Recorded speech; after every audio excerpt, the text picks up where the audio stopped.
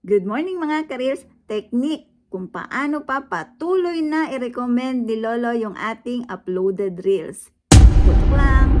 Ituturo ko sa inyo ngayon kung paano yung technique na ginagawa ko para dire-diretso yung pagpasok ng followers at pagpasok ng mga viewers dito sa aking mga Reels na nag-viral nitong nakaraang ilang araw. Kapag po kasi yung mga video natin is in-upload lang natin, i-share natin sa group, share natin sa story, share natin sa ating timeline, tapos nag-upload na naman tayo ng bago, hindi na natin kinukumusta kung anong nangyari dun sa mga in-upload natin, di ba? Minsan, nagre-reply tayo, minsan hindi tayo nagre-reply, minsan tinatamad na tayong mag-reply, di ba? So, turuan ko po kayo kung paano kong binubuhay o ginigising yung mga video na yun at patuloy na nire-recommend ni Lolo.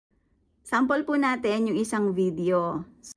Punta po tayo dun sa mga message, dun sa mga nagko-comments po. Then, scroll lang po natin. Scroll natin. Yung iba dito, nakapag-reply na ako. So, ayun po yung pinakamahalaga. Mag-reply po kayo sa mga comments. Kahit ano po yan, mag-reply po kayo. Huwag nyo po nga hayaan na nakasteady lang po yung mga comments nila na walang reply. So, eto po, may nakita tayo. Mag-heart ako. Then, magko-comment po ako dun sa comments po niya. Magre-reply po ako. Then, i-click ko po yung kanyang profile. Tapos, hindi ko muna siya i-follow, hanapin ko po yung kanyang Reels. Dito po sa kanyang Reels, makikita nyo na nag-comment po ako ayon po dun sa video niya or nag-iiwan po ako ng hashtag bakas. Yan. Then, isi-send ko. After po noon is i-click ko na po yung follow. So, dun ko palang i-click yung follow. Hindi ko agad-agad i-follow. Hahanap ulit ako ng kasunod.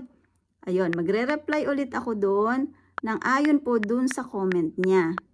After po noon, i-click ko po ulit yung profile niya, bibisitahin ko po ulit siya doon sa kanyang bahay.